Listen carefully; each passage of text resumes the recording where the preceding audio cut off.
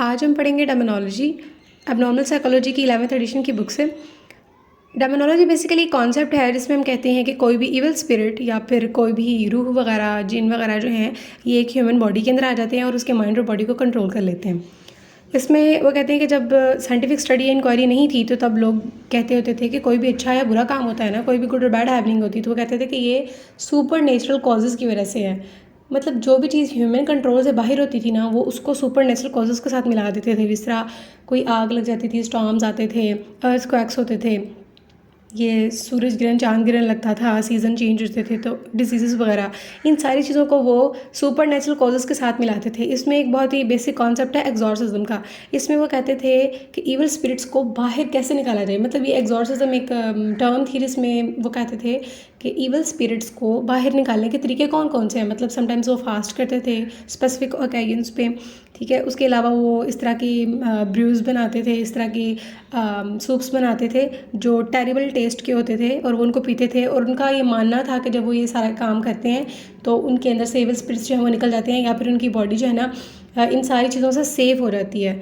तो वो उसके अलावा वो नॉइसेस निकालते थे मुंह से, प्रेयर्स करते थे ताकि वो अपनी बॉडी को अनइनहेबिटेबल बना दें डेवल्स के लिए ना।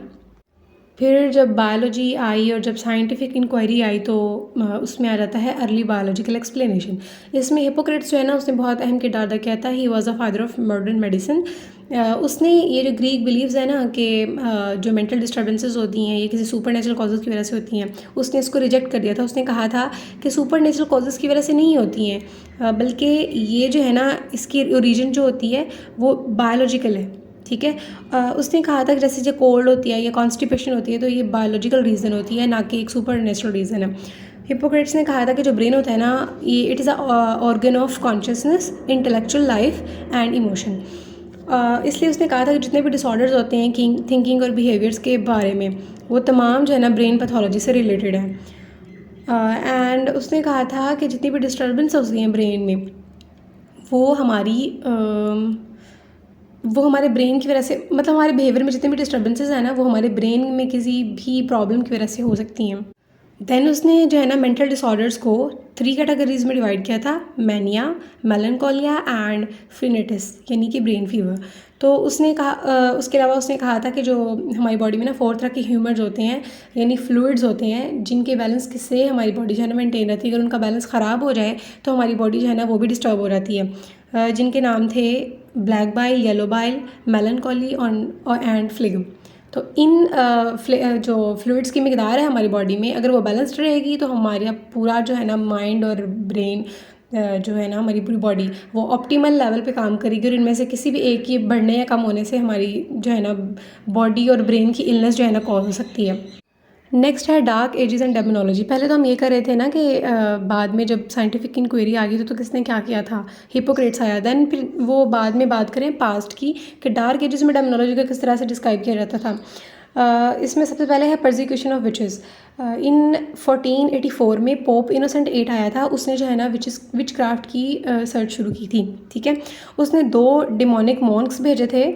मॉन्क्स होते हैं ये जो चर्च में होते हैं, पादरी वगैरह छोटे लेवल के, उनको उसने जर्मनी भेजा था इंक्वायरी के लिए, ठीक है। 2 साल के बाद उन्होंने एक प्रिसाइड कॉम्प्रिहेंसिव जो है ना मैनुअल दिया था जिसका नाम था मैलियस मेलिफिसेरम, जिसका मतलब है द विचेस हैमर।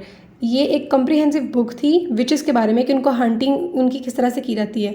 उन्होंने इससे जो है डिफरेंट तरह के रूल्स अखज़ किए। उसमें उन्होंने कहा था कि जो लोग जो हैं विच क्राफ्ट जिनके अंदर होता है या फिर मतलब those who are possessed by demonic possessions, तो उन्होंने कहा था कि उनको टॉर्चर करना चाहिए ताकि वो जब तक कि वो कन्फेस ना कर लें। और जिन्होंने कन्फेस कर लिया है उनको सारी ज़िंदगी के लिए या तो कैद कर दिया जाए या फिर उनको हैंग कर दिया जाए ताकि उनके अंदर से वो जो विचेस हैं ना या फिर जितने भी डेवल स्पिरिट्स हैं उनको बाहर निकाला जा सके। उसके अलावा उन्होंने कहा था कि जो सबसे बड़ी रीज़न होती है ना, सबसे बड़ा सिम्टम होता है डिमोनिक पोजेशन का, वो होता है कि उनकी यकदम से जो है ना सूझबूझ की पावर ख़त्म हो जाती है, ठीक है। तो वो कहते हैं कि ऐसे लोगों को फ़ौरन से जो है ना जला देना चाहिए। और उनका ये जनरल रूल था कि जिसको भी उनमें पता लग जाता था ना कि इस बंदे को मेंटल कोई डिस्टर्बेंस हो गई है तो वो उसको कहते थे कि हाँ इसमें डायमंड्स आ गए हैं और फिर वो उनको जला दिया करते थे। देन आता है ल्यूनेसी ट्रायल्स। ल्यूनेसी ट्रायल में ना बेसिकली ट्रिनिटी हॉस्पिटल था एक सेल्सबरी में इंग्लैंड में। उस हॉस्पिटल का मकसद ये था कि जितने भी मैड पीपल हैं ना उनको सेफ़ रखा जाए, और जब तक उनकी सही से रीज़न पता नहीं लग जाती कि वो किस वजह से इस पोजीशन पे पहुँचे हैं, तब तक उनको जो है ना एक सेफ़र प्लेस पे रखा जाए, ठीक है। और मेंटल इलनेस के जितने भी लोग थे उनको जजमेंट ना की जाए, उनकी इंसेनिटी का ख्याल रखा जाए और इस तरह की चीज़ें। देन उन्होंने कहा कि क्राउन एड था वहाँ का जो गार्डियन था, उसने कहा था कि जितनी भी ओरिजिन है, मेमोरी, इंटेलेक्ट, डेली लाइफ और हैबिट्स, इन चीज़ों का ख्याल रखा जाए और ट्रायल्स दिए जाएँ ऐसे मैड लोगों के लिए और देखा जाए कि इनकी एक्चुअल रीज़न क्या है। और जनरली वो इन स्ट्रेंज बिहेवियर्स को अट्रीब्यूट किया करते थे किसी फिजिकल इलनेस या इंजरी की वजह से, मतलब या उनको कोई शॉक लगा है या कोई फिजिकल इंजरी है तो उसकी वजह से वो इस तरह का स्ट्रेंज बिहेवियर कर रहे हैं, और बाद में इसकी ये रीजनिंग देना शुरू हो गए, ठीक है। और ये जो थ्योरी है ना ल्यूनेसी, जो टर्म है ल्यूनेसी, ये आई है स्विस फिजिशियन पैरासेल्सस ने दी थी। उसने कहा था कि ये जो ऑड बिहेवियर्स होते हैं ना, ये मून और स्टार्स की मिस अलाइनमेंट की वजह से होते हैं। उसने एक कनेक्शन बिल्ड किया था कि जो ह्यूमन बिहेवियर होता है ना वो समहाउ मून्स और स्टार्स की जो हरकत है ना उस पर डिपेंड करता है। अगर वो आगे पीछे हो जाए या फिर एक पर्सन का स्पेसिफाइड किस्म के चांद या तारों के साथ कनेक्शन है, तो अगर वो आगे पीछे हो जाते हैं ना तो फिर इनके बिहेवियर्स में भी तब्दीलियाँ आती हैं। तो वो ये कहते थे। और जो है ना word lunar, it is come from Latin word which means moon, मतलब चांद। That's all, thank you.